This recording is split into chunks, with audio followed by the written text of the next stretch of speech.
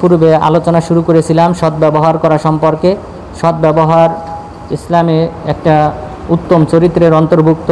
তো এই উত্তম চরিত্রের ফজিলত নিয়ে শুধুমাত্র আমরা আলোচনা করেছিলাম। আজকে যে পয়েন্ট নিয়ে আলোচনা করব তা হলো এই উত্তম চরিত্রের একটা বহির্প্রকাশ হলো মা বাবার সাথে সদ্ব্যবহার করা।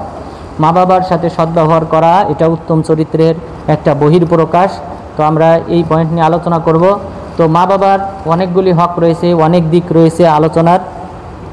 তার মধ্যে প্রথম যে পয়েন্ট সেটা হলো মা বাবা জীবিত থাকা অবস্থায় সন্তানের কিছু করণীয় রয়েছে, মা বাবা মারা যাওয়ার পর সন্তানের করণীয় রয়েছে। এরপর কোনো সন্তান যদি মা বাবার এই হকগুলি জীবিত থাকা অবস্থায় এবং মৃত্যুর পর যদি আদায় করে তাহলে আল্লাহ তাআলা তাকে কি পুরস্কার দেবেন সেই ফজিলত। এরপর যদি কোনো সন্তান মা বাবার অবাধ্য হয়, পৃথিবীতে মা বাবার সাথে যদি খারাপ আচরণ করে, মৃত্যুর পর মা বাবার হক যদি আদায় না করে তাহলে তাকে কি পরিমাণ শাস্তি দেওয়া হবে। তো এই মোট 4টি পয়েন্ট। তো এটা কিন্তু অনেক লম্বা আলোচনা বিষয়। তো সুতরাং আমি আজকে শুধুমাত্র প্রথম পয়েন্ট নিয়ে আলোচনা করব, তা হলো মা বাবা জীবিত থাকা অবস্থায় তাদের প্রতি সন্তানের যে করণীয় রয়েছে সেই করণীয় নিয়ে আলোচনা করব। প্রথমত মা বাবার হক বোঝার জন্য আমাদেরকে যে পয়েন্টটা অনুধাবন করতে হবে, হৃদয়ঙ্গম করতে হবে, সেটা হলো আল্লাহ তাআলা তিনি তার নিজের হকের পাশাপাশি মা বাবার হকের কথা উল্লেখ করেছেন। তিনি যখন নিজের কথা বলেছেন যে একমাত্র আমাকেই ইবাদত করতে হবে, তিনি তখন বলেছেন পাশাপাশি মা বাবার হকের কথা ভুলে যেও না, মা বাবার সাথে সদ্ব্যবহার করো। মহান রব্বুল আলামিন বলেন ওয়াকাদা রব্বুকা আল্লা তা'বুদু ইল্লা ইয়্যাহু ওয়া বিল ওয়ালিদাইনি ইহসানা। তোমাদের রব তোমাদের উপর ফরমান জারি করেছেন, বিধান করেছেন, তোমাদের উপর ফরজ করেছেন যে তোমরা শুধুমাত্র একমাত্র আল্লাহ তাআলার উপাসনা করবে এবং তোমাদের মা বাবার সাথে সদ্ব্যবহার করবে। তো মহান রব্বুল আলামিন তিনি যে উদ্দেশ্যে এই মহাবিশ্বকে সৃষ্টি করেছেন, ফেরেশতাদেরকে সৃষ্টি করেছেন, সকল সৃষ্টিকুলকে সৃষ্টি করেছেন, জিন জাতি মানব জাতি এদেরকে সৃষ্টি করেছেন, সেটা হলো একমাত্র তার ইবাদত করা। তিনি এই ইবাদতটাকে ভালোবাসেন। এই ভালোবাসা থেকেই, এই ভালোবাসার ইচ্ছা থেকেই তিনি কিন্তু এই মহাবিশ্ব সৃষ্টি করেছেন। আর জিন ইনসান সেই সাথে ফেরেশতা সবাইকে আল্লাহ তাআলা নির্দেশ দিয়েছেন তার একমাত্র গোলামি করার, একমাত্র তার উপাসনা করার। তাহলে বলা যায় যে এই মহাবিশ্ব আমরা যা দেখতেছি এটা প্রকৃতপক্ষে একমাত্র আল্লাহ তাআলার ইবাদতের জন্যই সৃষ্টি হয়েছে। তো এমন মহৎ একটা কাজ, সেই মহৎ কাজের পাশাপাশি আল্লাহ তাআলা বলেছেন ওয়াবিল ওয়ালিদাইনি ইহসানা, তোমরা তোমাদের মা বাবার সাথে সদ্ব্যবহার করবে, তাদের প্রতি দয়া করবে। তাহলে এখান থেকেই বোঝা যায় যেহেতু মহান রব্বুল আলামিন তিনি নিজের হকের পর তারপর মা বাবার হকের কথা উল্লেখ করেছেন, সুতরাং অবশ্যই সন্তানদেরকে নীরবে এবং সজ্ঞানে তাদেরকে এটা নিয়ে ভাবতে হবে যে কেন আল্লাহ তাআলা তিনি নিজের হকের পর মা বাবার হকের কথা উল্লেখ করেছেন। কারণ মা বাবার অবদান, আমাদের ওই পৃথিবীতে আসার পিছনে মা বাবার বিরাট অবদান রয়েছে। ভূমিষ্ঠ হওয়ার পরও যদি মা বাবা আমাদের দিকে লক্ষ্য না রাখতেন, এক সপ্তাহ পর্যন্ত যদি খেয়াল না রাখতেন, 2 দিন 3 দিন যদি দুধ পান না করাতেন তাহলে পরিস্থিতি কি হতো? অসুস্থ হলে যদি ডাক্তারখানায় না নিতেন কি হতো? তো আমাদের এই পৃথিবীতে টিকে থাকার পিছনে মা বাবার বিরাট অবদান রয়েছে। যেমনভাবে আল্লাহ তাআলা এই মহাবিশ্ব সৃষ্টি করেছেন একমাত্র তার উপাসনার জন্যে, অনুরূপভাবে আমাদের এই পৃথিবীতে টিকে থাকার, জীবিত থাকার পিছনেও তাদের বিরাট অবদান রয়েছে। এই কারণে মহান রব্বুল আলামিন নিজের হকের পাশাপাশি মা বাবার হকের কথা বলেছেন। মহান রব্বুল আলামিন আরও বলেছে খাযনা মিসাকা বানি ইসরাঈলা আল্লা তা'বুদু ইল্লাল্লাহ ওয়া বিল ওয়ালিদাইনি ইহসানা। স্মরণ করো সেই সময়ের কথা, বানি ইসরাঈলকে লক্ষ্য করে আল্লাহ তাআলা বললেন যে আমি তোমাদের কাছ থেকে অঙ্গীকার নিয়েছিলাম যে তোমরা একমাত্র আল্লাহ তাআলার উপাসনা করবে এবং তোমাদের মা বাবার সেবা করবে। এই মর্মে আমি তোমাদের কাছ থেকে অঙ্গীকার নিয়েছিলাম। তো সুতরাং আল্লাহ তাআলা পূর্ববর্তী উম্মতের কাছ থেকে অঙ্গীকার নিয়েছিলেন তারাও যেন তাদের মা বাবার প্রতি সদাচরণ করে, সেবা করে। সেই অঙ্গীকার আল্লাহ তাআলা পূর্ববর্তী উম্মতের কাছ থেকেও নিয়েছিলেন। সুতরাং অবশ্যই আল্লাহ তাআলা যেহেতু নিজের হকের পর মা বাবার হকের কথা উল্লেখ করেছেন, সুতরাং সন্তান হিসেবে আমাদেরকে সে কথা মনে রাখতে হবে। আমরা যেমনভাবে আল্লাহ তাআলার জন্য সালাত আদায় করব, সিয়াম পালন করব, হজ করব, যাকাত আদায় করব, অনুরূপভাবে আমাদের মা বাবার যে সেবা করার দিকগুলি রয়েছে সেই দিকগুলি আমরা ভুলে যাব না, বরং সেগুলিও আমরা পালন করব। এই মা বাবার যে হক, এতটাই বেশি। এ সম্পর্কে আব্দুল্লাহ ইবনে আব্বাস রাদিয়াল্লাহু আনহু তিনি বলেন, সালাসু আয়াতিন নাযালাত মাকরুনাতান বিসালাত লা ইউকবালু মিনহা ওয়াহিদা ইল্লা বিকরিনিহা, যে তিনি বলেন আল্লাহ তাআলা 3টি আয়াত অবতীর্ণ করেছেন। এই 3টি আয়াতে প্রতিটি আয়াতেই একটি হকের পাশাপাশি আরেকটির কথা উল্লেখ করেছেন, যার এই দুইটি যদি সমন্বয় না ঘটে তাহলে অপরটি কবুল হয় না। সেই 3টি আয়াত হলো, প্রথম আয়াত হলো মহান রব্বুল আলামিন বলেছেন, ইয়া আইয়ুহাল্লাযীনা আমানু আতিউল্লাহ ওয়া আতিউর রাসূল, হে মুমিনগণ তোমরা আল্লাহ তাআলার আনুগত্য করো এবং রাসূল সাল্লাল্লাহু আলাইহি ওয়াসাল্লামের আনুগত্য করো।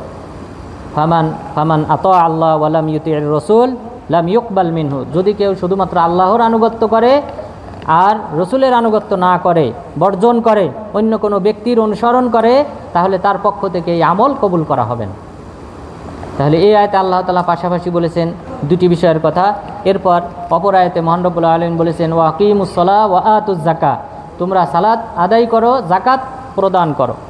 যদি কেউ শুধুমাত্র সালাত আদায় করে, যাকাত প্রদান না করে, তাহলে আল্লাহ তাআলা তার সালাতও কবুল করবেন না, যাকাতও কবুল করবেন না। তৃতীয় নম্বর আয়াতে আল্লাহ তাআলা বলেছেন, আনিশকুরুলি ওয়ালি ওয়ালিদাই, তুমি আমার শুকরিয়া আদায় করো এবং তোমার মা বাবার শুকরিয়া আদায় করো।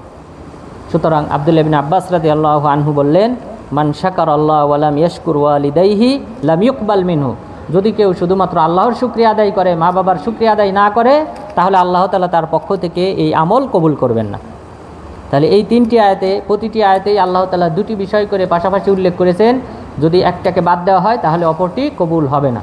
তো সেই আয়াতের অন্যতম একটি আয়াত হলো যে আল্লাহ তাআলার শুকরিয়া আদায় করতে হবে। তিনি আমাদের রিজিকের ব্যবস্থা করেন, তিনি আমাদেরকে সৃষ্টি করেছেন, তিনি এই পৃথিবীতে আমাদের টিকে থাকার জন্য যা যা প্রয়োজন সব কিছু আল্লাহ তাআলা ব্যবস্থাপনা করেছেন। সুতরাং আল্লাহ তাআলার বিরাট অবদান রয়েছে আমাদের উপর। সুতরাং আল্লাহ তাআলার শুকরিয়া আদায় করতে হবে, তার ইবাদত করতে হবে। ঠিক অনুরূপভাবে মা বাবারও আমাদের প্রতি অনেক অবদান রয়েছে, সেই অবদানকে স্বীকার করতে হবে এবং সেই স্বীকার করার নামই হলো মা বাবার সেবা করা। তাহলে এই 3টি আয়াত পাশাপাশি উল্লেখ করা হয়েছে এবং 3টি গুরুত্বপূর্ণ বিষয়কে উল্লেখ করা হয়েছে। তাহলে এই পয়েন্ট থেকে আমরা বুঝলাম যে মা বাবার সেবা এটা হলো আল্লাহ তাআলার হকের পর, অর্থাৎ মানুষের হকের মধ্যে শ্রেষ্ঠতম হক হলো মা বাবার হক আদায় করা। এরপর দ্বিতীয় যে পয়েন্টের মাধ্যমে আমরা বুঝতে পারি যে মা বাবার দুনিয়াতে আমাদের যে করণীয় রয়েছে সেটি হলো মা বাবার আনুগত্য করা। মা বাবা যদি কোনো নির্দেশনা দেয়, কোনো কাজ করতে বলে, সেটা যদি মুবাহ হয়, করণীয় হয় এবং সেটা যদি সওয়াবের কাজ হয়, তাহলে অবশ্যই সেটা পালন করতে হবে। যদি সেটা পাপের কাজ হয় তাহলে সেটা করা যাবে না, সেটা বর্জন করতে হবে।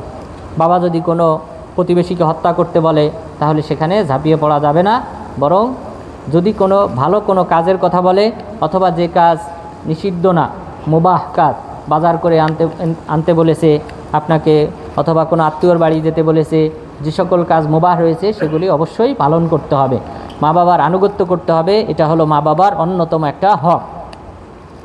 মহান রব্বুল আলামিন বলেন, ওয়া ইন জাহাদাকা আলা আন তুশরিকা বিমা লাইসা লাকা বিহি ইলম ফালা তুতি'হুমা ওয়া সাহিবহুমা ফিদ দুনিয়া মা'রুফা, তোমার মা বাবা যদি তোমার উপর চাপ সৃষ্টি করে, তোমাকে যদি পীড়াপিড়ি করে শিরিক করার জন্যে, তাহলে তুমি তাদের আনুগত্য করবে না। ওয়া সাহিবহুমা ফিদ দুনিয়া মা'রুফা, কিন্তু দুনিয়াতে তুমি তাদের সাথে ভালো আচরণ করো। দুনিয়াবি যে হক রয়েছে, তাদের যে হক রয়েছে, তাদের আনুগত্য করতে হবে, সেটা তুমি পালন করো। কিন্তু আল্লাহ তাআলার সাথে যদি শিরক করতে বলে তাহলে তুমি সেটা বর্জন করো, তাহলে তাদের আনুগত্য করো না। তো এই আয়াতটা কিন্তু অবতীর্ণ হয়েছিল সাদ বিন আবি ওয়াক্কাস রাদিয়াল্লাহু আনহুর মায়ের ব্যাপারে। সাদ বিন আবি ওয়াক্কাস রাদিয়াল্লাহু আনহুর মা তিনি মুশরিকা ছিলেন, তিনি শিরকের উপর অটল ছিলেন। সাদ বিন আবি ওয়াক্কাস রাদিয়াল্লাহু আনহু যখন ইসলাম গ্রহণ করলেন তখন তার মা বললেন, হালাফাত আল্লাহ তাকুল ওয়ালা তাশরাব হাত্তা তুফারিকা দীনা মুহাম্মাদিন সাল্লাল্লাহু আলাইহি ওয়াসাল্লাম, তিনি শপথ করে বললেন যে আমি কোনো কিছু খাবো না, কোনো কিছু পান করব না, যতক্ষণ পর্যন্ত না তুমি মুহাম্মদ সাল্লাল্লাহু আলাইহি ওয়াসাল্লামের ধর্মকে তুমি বর্জন করো। তখন আল্লাহ তাআলা এই আয়াত অবতীর্ণ করলেন যে তোমার মা বাবা যদি তোমার উপর চাপ সৃষ্টি করে, তোমাকে পীড়াপিড়ি করে শিরিক করতে, তাহলে তুমি তাদের আনুগত্য করবে না। কিন্তু ওয়াসাহিবহুমা ফিদ দুনিয়া মা'রুফা, কিন্তু দুনিয়াতে তাদের সাথে সুন্দর আচরণ করো, ভালো ব্যবহার করো। অর্থাৎ তারা যদি মুশরিকাও হয়, তারা যদি মুশরিক হয়, কাফের হয়, তবুও তুমি তাদের সাথে ভালো আচরণ করো। তাহলে দুনিয়াতে যে হক রয়েছে সেটা কিন্তু মা বাবা কাফের হলেও সেটা সন্তানকে পালন করতে হবে, সেই আনুগত্যটা সন্তানকে অবশ্যই দেখাতে হবে এবং তাদের হক আদায় করতে হবে। সাদ বিন আবি ওয়াক্কাস রাদিয়াল্লাহু আনহুর মা যখন এই শপথ করলেন, সাদ বিন আবি ওয়াক্কাস রাদিয়াল্লাহু আনহু তিনি বললেন, লাউ কানাত লাকি মিআতু নাফস, আপনার যদি 100টি আত্মা থাকে, প্রতিটি আত্মা যদি আমার সামনে দিয়ে একটা একটা করে বের হয়, তবু আমি মুহাম্মদ সাল্লাল্লাহু আলাইহি ওয়াসাল্লামের ধর্মকে পরিহার করব না। এটা হলো ঈমান। যেহেতু ইসলাম গ্রহণ করেছি, এই ইসলাম কোনো ক্রমে বর্জন করা যাবে না, ইসলামের উপর অটল থাকতে হবে। সাদ বিন আবি ওয়াক্কাস রাদিয়াল্লাহু আনহু তার ঈমানের বহিঃপ্রকাশ ঘটিয়েছিলেন। তিনি বলেছিলেন, 100টি আত্মা যদি আমার সামনে দিয়ে একটা একটা করে বের হয়, 100 বার যদি আমার সামনে আপনাকে হত্যা করা হয়, মনে রাখেন তবুও আমি মুহাম্মদ সাল্লাল্লাহু আলাইহি সাল্লামের ধর্মকে পরিহার করব না। এটা হলো ঈমান। শিরকের সাথে কখনো আপোষ হয় না। কিন্তু আমাদের দেশের মানুষ অনেকেই না বোঝে, ইসলাম বোঝে না, তাওহীদ বোঝে না। দেখেন হিন্দুদের গির্জা পাহারা দেয়, হিন্দুদের মন্দির পাহারা দেয়, মাদ্রাসার ছাত্র হয়ে তারা মন্দির পাহারা দেয়। তাওহীদ বোঝে না। ইসলামী রাষ্ট্রে কোনো মন্দির গড়ে উঠবে না, এটা হলো নিয়ম। তারা যদি তাদের ধর্ম পালন করবে, তাদের ঘরে গৃহে প্রকাশ্যে তারা তাদের ধর্ম প্রচার করতে পারবে না, তারা ইবাদত করতে পারবে না, কারণ এটা অন্যায়, এটা আল্লাহর সাথে শিরিক করা হয়, আল্লাহদ্রোহিতা। সুতরাং তারা লাঞ্ছিত হয়ে থাকবে মুসলিম রাষ্ট্রে।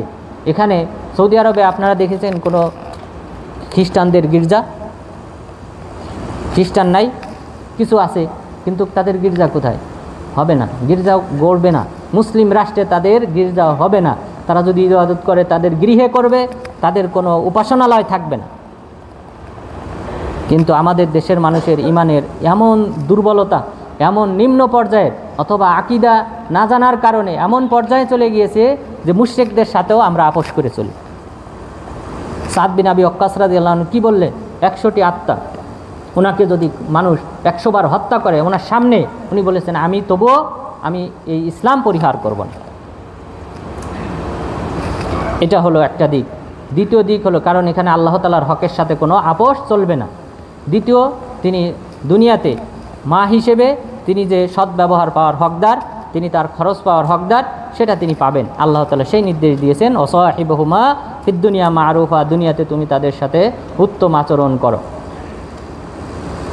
এরপর এই সাদ বিন আবি ওয়াক্কাস রাদিয়াল্লাহু আনহু এমন ভূমিকা রেখেছিলেন, এখানে বলা হয়েছে তাদের সাথে উত্তম আচরণ করো। তাহলে এই আয়াতে কিন্তু দুইটা দিক বলা হয়েছে, যে অন্যায় কাজ নির্দেশ করলে তখন সেটা পালন করা যাবে না। এই মর্মে আরও যে সাহাবাদের যে ঈমান দীপ্ত যে ঘটনা রয়েছে, তার মধ্যে অন্যতম হলো আব্দুল্লাহ বিন উবাই বিন সালুল, মুনাফিকদের সর্দার। এই ব্যক্তি একদা বসা ছিল একটি গাছের নিচে বসা ছিল। রাসূল সাল্লাল্লাহু আলাইহি ওয়াসাল্লাম তিনি কয়েকজন সাহাবী নিয়ে তার পাশ দিয়ে অতিক্রম করতেছিলেন। তো অতিক্রম করার সময় এই ব্যক্তি বলেছিল, লাকাদ গব্বারা আলাইনা ইবনু আবি কাবশা, সে আমাদেরকে ধুলায় ধূসরিত করেছে। অর্থাৎ চলার সময় কিছু ধুলাবালি উঠতে পারে, তো এই জন্য রাসূল সাল্লাল্লাহু আলাইহি ওয়াসাল্লামকে তিরস্কার করে ধিক্কার দিয়ে সে বলেছিল, লাকাদ গব্বারা আলাইনা ইবনু আবি কাবশা, সে আমাদেরকে ধুলায় ধূসরিত করেছে। এই কথা শোনার পর তার ছেলের নামও ছিল আব্দুল্লাহ, তিনি বলেছেন, রাসূল সাল্লাল্লাহু আলাইহি ওয়াসাল্লামের কাছে আসলেন। আসার পর বললেন, ওয়াল্লাযী নাফসি বিয়াদি ওয়াল্লাযী আকরামাক ওয়া আনজালা আলাইকাল কিতাব লা ইন শি'তা লা আতিয়ান্নাকা বিরাসি, যে সেই আল্লাহর শপথ যিনি আপনাকে সম্মানিত করেছেন, সেই আল্লাহর শপথ যিনি আপনার উপর কোরআন অবতীর্ণ করেছেন, আপনি যদি চান তাহলে আমি তার মাথা কেটে আপনার সামনে উপস্থিত করব। এই সাহাবী আব্দুল্লাহ, যিনি এই মুনাফিকদের সর্দার আব্দুল্লাহ বিন উবাই বিন সালুল সম্পর্কে বলতেছে, হে আল্লাহর রাসূল, আপনাকে এই যে কথাটা বলেছে, এই তিরস্কারের বিনিময়ে আপনি যদি চান যে তার মাথাটা কেটে আপনার সামনে উপস্থিত করব, তাতে আমি রাজি আছি। রাসূল সাল্লাল্লাহু আলাইহি ওয়াসাল্লাম বললেন, লা ওয়ালাকিন বিররা আবাক ওয়া আহসিন সুহবাতা, যে তুমি তোমার বাবার সাথে সদাচরণ করো, তুমি তার সাথে ভালো ব্যবহার করো। রাসূল সাল্লাল্লাহু আলাইহি ওয়াসাল্লামকে এই সাহাবী বলে রেখেছিলেন, হে আল্লাহর রাসূল, আপনি যদি কোনো সময় মনে করেন, যেহেতু সে মুনাফিক এটা তিনিও জানতেন, সবাই জানতো, বলে রেখেছিলেন আল্লাহ রাসূল কোনো সময় যদি মনে করেন তাকে হত্যা করতে হবে আপনি আমাকে নির্দেশ দিবেন। তো এটা হলো ঈমান। ঈমানের সাথে নিফাকি শিরিকের কোনো আপোষ হবে না। কিন্তু দুনিয়াতে বাবা হিসেবে মা হিসেবে তাদের যে সম্মান, তাদেরকে যে শ্রদ্ধা করতে হবে, তাদেরকে যে ভরণ পোষণ দিতে হবে, সেই দায়িত্ব পালন করতে আল্লাহ তাআলা নির্দেশ দিয়েছেন। রাসূল সাল্লাল্লাহু আলাইহি ওয়াসাল্লাম এই হাদিসে এই আব্দুল্লাহ বিন উবাই বিন সালুলকেও নির্দেশ দিয়েছেন। তিনি তাকে বলেছেন তুমি তার সাথে সদাচরণ করো। এখানে আব্দুল্লাহ বিন উবাই বিন সালুলের ভুলটা কী ছিল? এখানে কয়েকটা দিক রয়েছে ওই শব্দটার মাঝে। ইবনু আবি কাবশার দুইটা অর্থ রয়েছে। একটি অর্থ হলো তিরস্কার অর্থে ব্যবহার করা হয়, ধর্মান্তরিত অর্থে ব্যবহার করা হয়। সেটা হলো যে ইবনু আবি কাবশা নামে এই ব্যক্তি সর্বপ্রথম এই আরবদের মাঝে সর্বপ্রথম নক্ষত্রের ইবাদতের দিকে আহ্বান করেছিলেন। ও আন্নাহু হুয়া রব্বুশ শি'রা, শি'রা তারকার রব হলেন আল্লাহ তাআলা। এই শি'রা তারকার উপাসনা যিনি প্রচলন ঘটিয়েছিলেন মক্কায়, তিনি হলেন ইবনু আবি কাবশা। তো আব্দুল্লাহ ইবনে উবাই বিন সালুল এখানে রাসূল সাল্লাল্লাহু আলাইহি ওয়াসাল্লামকে তিরস্কার করেছে ওই ব্যক্তির দিকে লক্ষ্য করে, যে সে যেমন নতুন ধর্ম নিয়ে এসেছিল এই ব্যক্তিও নতুন ধর্ম নিয়ে এসেছে, নাউযুবিল্লাহ। এই কারণে রাসূল সাল্লাল্লাহু আলাইহি ওয়াসাল্লাম তিনি তাকে হত্যা করার নির্দেশও দেন নাই, আবার সন্তানকে তার সাথে ভালো ব্যবহার করার নির্দেশ দিয়েছেন। সুতরাং যদি অন্যায় কাজের নির্দেশ দেয় মা বাবা, তাহলে সেক্ষেত্রে আনুগত্য করা যাবে না। এই ক্ষেত্রে রাসূল সাল্লাল্লাহু আলাইহি ওয়াসাল্লাম বলেছেন লা তাআতা লিমাখলুকিন ফি মাসিয়াতিল খালিক ইন্নামাত তাআতু ফিল মা'রুফ। কোনো মাখলুকের আনুগত্য করা যাবে না আল্লাহ তাআলার অবাধ্য হয়ে। আল্লাহ তাআলার অবাধ্য হয়ে কোনো মাখলুকের আনুগত্য করা যাবে না। কেউ যদি কাউকে হত্যা করতে বলে সেখানে ঝাঁপিয়ে পড়া যাবে না। সে আপনার বাবা হোক, ভাই হোক, যেই হোক না কেন, আপনার নেতা হোক, রাজনৈতিক নেতা হোক, আর যেই হোক, তার কথায় আপনি যদি হত্যা করেন আপনি অপরাধী। লা তাআতা লিমাখলুক ফি মাসিয়াতিল খালিক। আল্লাহ তাআলার অবাধ্যতায় কোনো মাখলুকের আনুগত্য করা যাবে না, সে মা বাবা হোক, যেই হোক। ইন্নামা তাআতু ফিল মা'রুফ, আনুগত্য হবে ভালো কাজের ক্ষেত্রে। সুতরাং মা বাবা যদি ভালো কাজের নির্দেশ দেয়, তারা মুশরিক হলেও সেটা পালন করতে হবে। তাহলে ভালো কাজের ক্ষেত্রেই শুধুমাত্র আনুগত্য। এই হাদিসটি প্রকৃত পক্ষে বলা হয়েছে তখন যখন রাসূল সাল্লাল্লাহু আলাইহি ওয়াসাল্লাম একটা সৈন্যবাহিনীকে পাঠিয়েছিলেন। সেই সৈন্যবাহিনীর যিনি আমির ছিলেন, সেই আমির তিনি তাদের উপর রাগান্বিত হন। রাগান্বিত হওয়ার পর তিনি তাদেরকে আগুন জ্বালাতে বলেন। আগুন জ্বালানোর পর তিনি সবাইকে বলেন এই আগুনে ঝাঁপ দাও।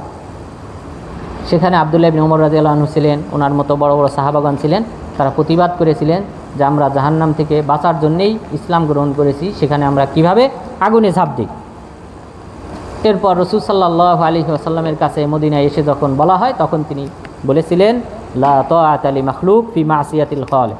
আল্লাহ তাআলার অবাধ্যতায় কোনো মাখলুকের আনুগত্য করা যাবে না। সুতরাং মা বাবা যদি ভালো কোনো নির্দেশ দেয় অথবা মুবাহ কাজ, যে কাজগুলা করা যায় এই ক্ষেত্রে কোনো বাধা নিষেধ নাই ইসলামী দৃষ্টিতে, সেই কাজগুলি অবশ্যই আমাদেরকে পালন করতে হবে সন্তান হিসেবে। তো আল্লাহ তাআলা যেন আমাদেরকে সেই তৌফিক দান করেন, আমিন। এরপর মা বাবার যে হক রয়েছে, সেই হকের মধ্যে অন্যতম হক হলো তাদেরকে সম্মান করতে হবে, তাদেরকে ইহতিরাম করতে হবে, তাদেরকে তিরস্কার ধিক্কার কোনো কিছুই করা যাবে না, তাদেরকে সম্মান দিয়ে কথা বলতে হবে। এই মর্মে উরওয়াত ইবনে জুবাইর রাহিমাহুল্লাহ তিনি বলেন যে আবু হুরায়রা রাদিয়াল্লাহু আনহু তিনি দুইজন ব্যক্তিকে দেখতে পেলেন। দুইজন ব্যক্তি তারা একসাথে রয়েছে। তখন তাদের একজনকে জিজ্ঞাসা করলেন মান হাদা মিনকা, এই ব্যক্তি তোমার কি হয়, সম্পর্কে কি হয়?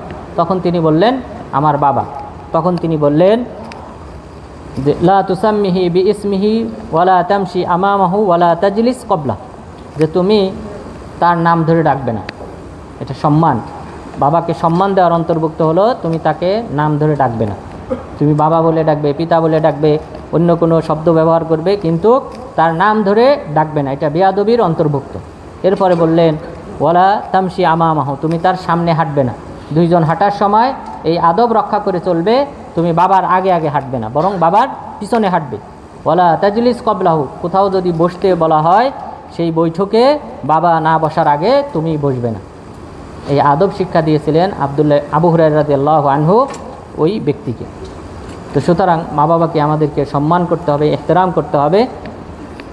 এটা হলো আমাদের অন্যতম একটা দায়িত্ব, কর্তব্য সন্তান হিসেবে।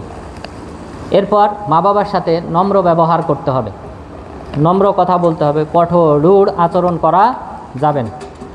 মহান রব্বুল আলামিন স্বয়ং তিনি নির্দেশ দিয়েছেন, ইম্মা ইয়াবলুগান্না ইনদাকাল কিবারা আহাদুহুমা আও কিলাহুমা ফালা তাকুল্লাহুমা উফফি ওয়ালা তানহারহুমা ওয়াকুল্লাহুমা কওলান কারীমা।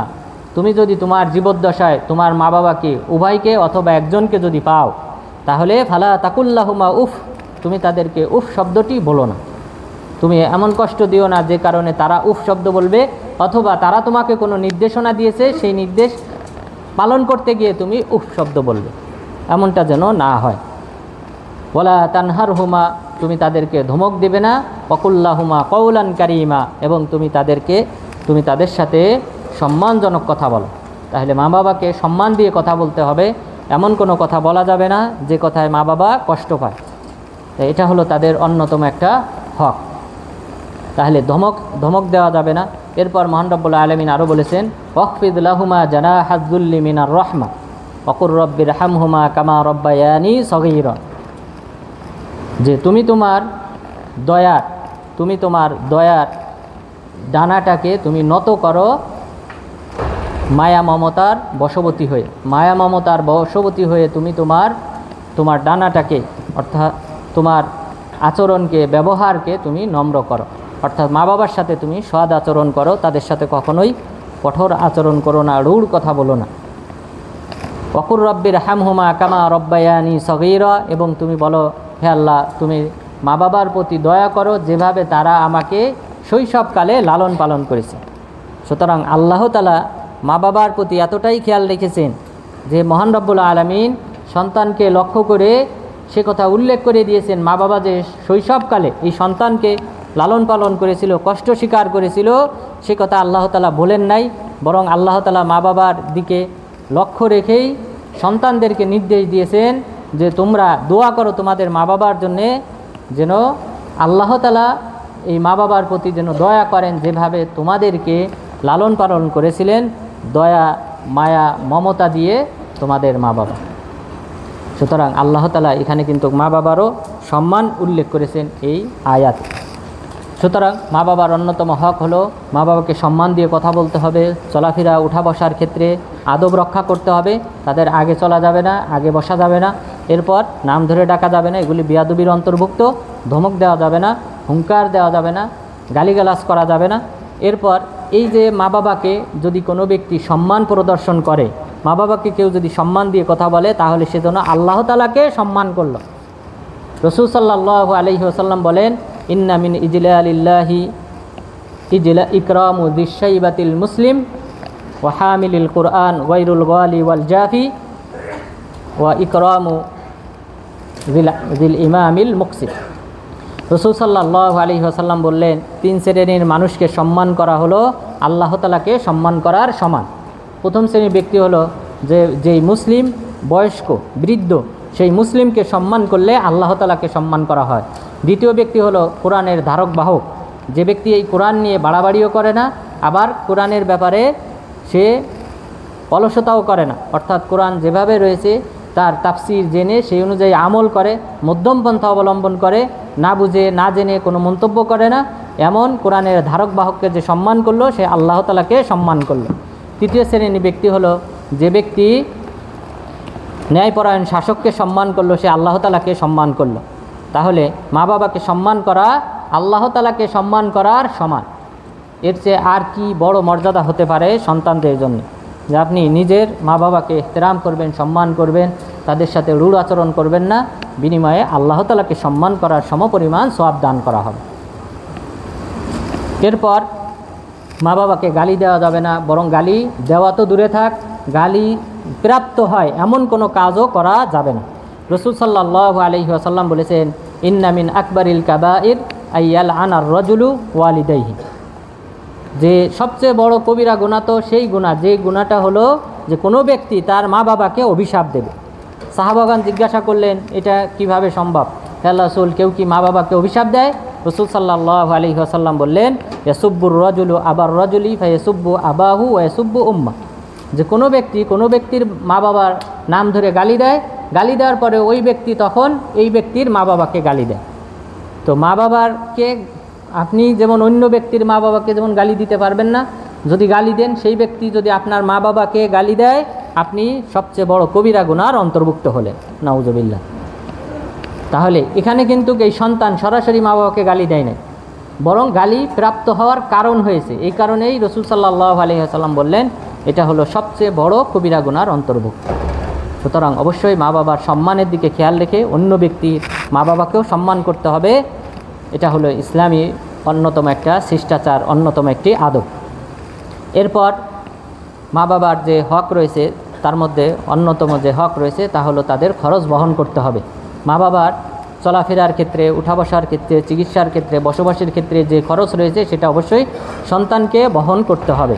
রাসূল সাল্লাল্লাহু আলাইহি ওয়াসাল্লামের কাছে এক ব্যক্তি আসলেন, আসার পর বললেন, ইয়া রাসূলুল্লাহ ইন্নালি আমওয়ালা ওয়া আওলাদা ওয়া ইন্না আবি ইয়াহতাজু মালি। হে আল্লাহ রাসূল, আমার অনেক সম্পদ রয়েছে, আমার সন্তানও রয়েছে, কিন্তু আমার বাবা আবার আমার এই সম্পদ গ্রহণ করে, আমার এই সম্পদ নিয়ে যায়। তখন রাসূল সাল্লাল্লাহু আলাইহি ওয়াসাল্লাম বললেন, ইন্না মালাক আনতা ওয়া মালুক লিআবি, তুমি এবং তোমার সম্পদ তোমার বাবার জন্য, তুমি এবং তোমার সম্পদ তোমার বাবার জন্য। ইন্না আওলাদাকুম মিন আতিয়াবি কাসবিকুম, নিশ্চয়ই তোমাদের সন্তানরা হলো তোমাদের জন্যে উত্তম উপার্জন। আল্লাহ তাআলা বললেন সন্তানরা হলো মা বাবার উত্তম উপার্জন। তাহলে মা বাবার যে সন্তানের যে উপার্জন রয়েছে সেটা কিন্তু মা বাবার উপার্জনেরই অন্তর্ভুক্ত। মা বাবা সেখান থেকে হকদার, সেই সম্পদের হকদার, তারা সেখান থেকে নিতে পারবে। তবে এমন না যে সন্তানের সকল সম্পদের মালিক মা বাবা, বরং বিষয়টা হলো তাদের যতটুকু প্রয়োজন, তাদের বসবাসের জন্যে, চিকিৎসার জন্যে, খরচের জন্যে, সেই খরচ, সেই হক, তাদের এই হক মেটানোর জন্যে যতটুকু প্রয়োজন ততটুকু তারাই সন্তানের সম্পত্তি থেকে নিতে পারবে। কারণ অপর হাদিসে রাসূল সাল্লাল্লাহু আলাইহি ওয়াসাল্লাম বলেছেন, ফাহুম ওয়া আমওয়ালুহুম লাকুম ইন ইহতাজতুম ইলাইহা। যে অপর হাদিসে রাসূল সাল্লাল্লাহু আলাইহি ওয়াসাল্লাম বললেন যে তোমাদের সন্তানরা এবং তাদের সম্পদ তোমাদের যতটুকু পরিমাণ তোমরা প্রয়োজন বোধ করো, তাহলে মা বাবার যতটুকু প্রয়োজন হবে ততটুক সন্তানের সম্পত্তি থেকে নিতে পারবে, এটা মা বাবার হক। সুতরাং সন্তানের উচিত এই তাদের প্রাপ্য যে অংশ রয়েছে সেই অংশ তাদেরকে দেওয়া, তাদের নিয়মিত খরচ বহন করা, এটা হলো অন্যতম একটা হক। এই মা বাবার সেবার ক্ষেত্রে অবশ্যই মা বেশি প্রাধান্য পাবে। এই ক্ষেত্রে মা অবশ্যই প্রাধান্য পাবে, যেহেতু রাসূল সাল্লাল্লাহু আলাইহি ওয়াসাল্লামের কাছে এক ব্যক্তি এসে বললেন, মান আহাক্কুন নাসি বিহুসনি সাহাবাতি, হে আল্লাহর রাসূল, সবচেয়ে বেশি হকদার কে আমার সোহবত পাওয়ার, আমার সদাচরণ পাওয়ার, ভালো আচরণ পাওয়ার সবচেয়ে বেশি হকদার কে? তখন তিনি বললেন তোমার মা। তিনবার বললেন তোমার মা, চতুর্থবার বললেন তোমার বাবা। সুতরাং এই সাহাবীর প্রশ্ন ছিল আম, যে সকল মানুষের মধ্যে কে বেশি হকদার? রাসূল সাল্লাল্লাহু আলাইহি ওয়াসাল্লাম মায়ের কথা বলেছেন, তারপরে বলেছেন বাবার কথা। এখানে কিন্তু অন্য পীর বাবা, অন্য আলেম, অন্য কোনো ব্যক্তির কথা বলেন নাই। সুতরাং আপনার মা বাবাই সর্বপ্রথম আপনার সেবা পাওয়ার হকদার। এরপর মা এই ক্ষেত্রে বেশি প্রাধান্য পাবে। এই মর্মে একটি ঘটনা উল্লেখ রয়েছে। ঘটনাটি হলো যে মক্কাতে বাইতুল্লাহতে তওয়াফ করতেছিলেন ইয়ামানের এক ব্যক্তি, আর পাশাপাশি আব্দুল্লাহ ইবনে ওমর রাদিয়াল্লাহু আনহু তিনিও তওয়াফ করতেছিলেন। এই তওয়াফের সময় ওই ব্যক্তি তার মাকে কাঁধে নিয়ে তওয়াফ করতেছিল, এবং বলতেছিল ইন্নি লাহা বাঈরুহাল মুদাল্লাল, যে আমি হলাম তার জন্য, আমার মায়ের জন্যে উটের মতো, যে উট তাকে বহন করে সেই উটের মতো। ইন উযইরাত রিকাবুহা লাম উযআদ, আর অন্যান্য বহনকারী সওয়ারি উট এগুলি যদি ভয় পায় তাকে বহন করতে, কিন্তু আমি কিন্তু ভয় পাই না। অর্থাৎ আমি আমার মাকে বহন করতেছি উটের মতো, আমি অন্যান্য সওয়ারির মতো কোনো বোঝা বহন করতে ভয় পাই, আমি সেই পুরুষ না, বরং আমি আমার মাকে স্বাচ্ছন্দ্যে ভ্রমণ করতেছি, তওয়াফ করতেছি। এই কথা তিনি বলতেছিলেন। এরপর তিনি আব্দুল্লাহ ইবনে ওমর রাদিয়াল্লাহু আনহুর কাছে এসে বললেন যে আজাযাইতু উম্মি, আমি কি আমার মায়ের হক আদায় করেছি? তখন তিনি বললেন লা ওয়ালাউ বিজাফরা ওয়াহিদা, তোমার মা তোমাকে ভূমিষ্ঠ করার সময় যেই প্রসব বেদনা ভোগ করেছিলেন সেই প্রসব বেদনার এক মুহূর্তের হক তুমি আদায় করো নাই। তাহলে তিনি তওয়াফ করেছেন কাঁধে নিয়ে, তিনি বললেন যে ওই প্রসব বেদনার এক মুহূর্তের হকও তোমার আদায় হয় নাই। কারণ মহান রব্বুল আলামিন বলেছেন হামালাতহু উম্মুহু ওয়াহনান আলা ওয়াহন, মা তাকে বহন করেছিল, তাকে গর্ভে ধারণ করেছিল কষ্টের উপর কষ্ট স্বীকার করে। এই কারণে অনেক ডাক্তারগণ মনে করেন যে সন্তান ভূমিষ্ঠ হওয়ার সময় মা যে বেদনা ভোগ করে থাকেন সেই বেদনাটা হলো 57টি হাড্ডি একসাথে ভেঙে গেলে যেই পরিমাণ কষ্ট পায় অনুরূপ কষ্ট মা সন্তান ভূমিষ্ঠ করার ক্ষেত্রে ভোগ করে থাকেন। তাহলে এই কারণেই ইসলামে কিন্তু মাকে বেশি প্রাধান্য দেওয়া হয়েছে। এরপর এই মা বাবার হক যদি কোনো ব্যক্তি আদায় করে যথাযথভাবে, সেটা হবে আল্লাহর রাস্তায় জিহাদ করার সমপরিমাণ সওয়াব। রাসূল সাল্লাল্লাহু আলাইহি ওয়াসাল্লামের কাছে পাশ দিয়ে এক ব্যক্তি অতিক্রম করতেছিলেন, আর ওই ব্যক্তি অনেক কর্মঠ ছিলেন। তার এই কর্মঠ উদ্দীপনা দেখে সাহাবাগণ অবাক হলেন এবং বললেন, হে আল্লাহ রাসূল, এই কর্মঠ উদ্দীপনাটা এটা যদি আল্লাহর রাস্তায় জিহাদের ক্ষেত্রে হতো তাহলে কতই না ভালো হতো। রাসূল সাল্লাল্লাহু আলাইহি ওয়াসাল্লাম বললেন, ইনকানা ইয়াসা আলা ওয়ালাদিহি সিগারা ফাহুয়া ফি সাবিলিল্লাহ, যদি সে তার ছোট সন্তানকে লালন পালন করার জন্যে এই পরিশ্রম করে থাকে তাহলে সেটা আল্লাহর রাস্তায় জিহাদ করার সমান সব। এরপরে বললেন, ওয়া ইনকানা ইয়াসা আলা আবাওয়াইন শাইখাইন কাবীরাইন ফাহুয়া ফি সাবিলিল্লাহ, আর সে যদি তার বার্ধক্য বয়স্ক পিতামাতার জন্য যদি এই পরিশ্রম করে থাকে, কঠোর পরিশ্রম করে থাকে, তাহলে সেটাও আল্লাহর রাস্তায় পরিশ্রম করার সমপরিমাণ সব। এরপরে বললেন, যদি সে নিজের জন্যে যেন মানুষের কাছে হাত পাততে না হয় এই কারণে যদি সে পরিশ্রম করে থাকে সেটাও আল্লাহর রাস্তায় জিহাদ করার সমপরিমাণ সওয়াব। আর যদি সে এটা করে থাকে লোক দেখানোর জন্যে, সুখ্যাতি অর্জন করার জন্যে, তাহলে সে এই পরিশ্রমটা করতেছে শয়তানের পথে। তাহলে এই হাদিস থেকে আমরা বুঝলাম মা বাবার সেবা করার জন্য যে পরিশ্রম আপনারা বিদেশে করেন, এখান থেকে উপার্জন করে যদি টাকা পাঠান মা বাবার সেবার জন্যে, সেটা আল্লাহর রাস্তায় জিহাদ করার সমপরিমাণ সওয়াব হবে। তা আল্লাহ তাআলা যেন আমাদেরকে মা বাবার পাশে থাকার মাধ্যমে, তাদের সেবা করার মাধ্যমে আল্লাহর রাস্তায় জিহাদ করার যে সওয়াব রয়েছে সেই সওয়াব অর্জন করে আল্লাহ তাআলার নৈকট্য অর্জন করে জান্নাতুল ফিরদাউসের অধিবাসী হওয়ার তৌফিক দান করেন। আমিন। ওয়া সাল্লাল্লাহু আলা নবিয়িনা মুহাম্মদ ওয়া আলা আলিহি ওয়া সাহবিহি আজমাইন।